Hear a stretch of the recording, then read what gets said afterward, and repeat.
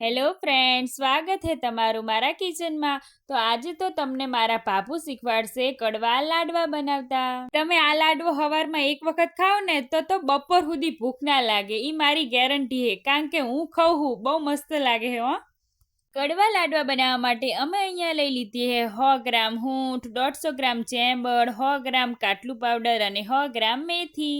વહી અહીંયા અમે લઈ લીધો હે 1/2 કિલો જેટલો ઘઉંનો કરકરો લોટ. અહીંયા જે ભાખરીનો લોટ હોય ને ઈ જ અમે લીધો હે. 500 ગ્રામ જેટલો અડદનો લોટ નાખીશું. 500 ગ્રામ જેટલો ગુંદનો પાવડર નાખીશું અને 500 ગ્રામ જેટલો હાકરનો પાવડર નાખીશું. તો હવે ગેસ ઉપર રાખેલી કડાઈમાં ઘી નાખી દઈશું. તો ઘી અહીંયા અમે અંદાજે લીધું હે, તો લગભગ 1/2 કિલો આસપાસ હશે. તો હવે એની અંદર આપણે 700 ગ્રામ જેટલો પીસેલો ગોળ નાખી દઈશું. તો અહીંયા આપણે ગોળ અને ઘીનો પાયો કરવાનો હે. ગેસ આપણે ધીમો જ રાખવાનો હે. ગોળનો પાયો આવવા મળશે ને એટલે ગોળ ફૂલાવા લાગશે.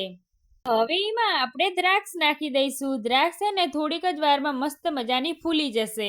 તો હવે એમાં લોટમાં બધી વસ્તુ ભેગી કરી હતી ને એ નાખી દઈશું.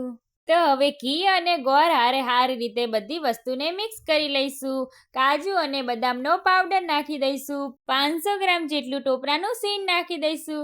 અહીંયા મેં હે ને સૂકા ટોપરા આવે હે ને એને ઘરે સીણ્યા હતા. એનો ટેસ્ટ બહુ મસ્ત આવે હે હો. બધી વસ્તુને સારી રીતે મિક્સ કરી લઈશું. હવે એના આપણે લાડવા બનાવી લઈશું. અહીંયા જો પાપુ, મમ્મી અને હું લાડવા બનાવી. તો આપણા કડવા લાડવા બનીને તૈયાર હે. તો તમે પણ આ શિયાળામાં જરૂર બનાવો. આવજો.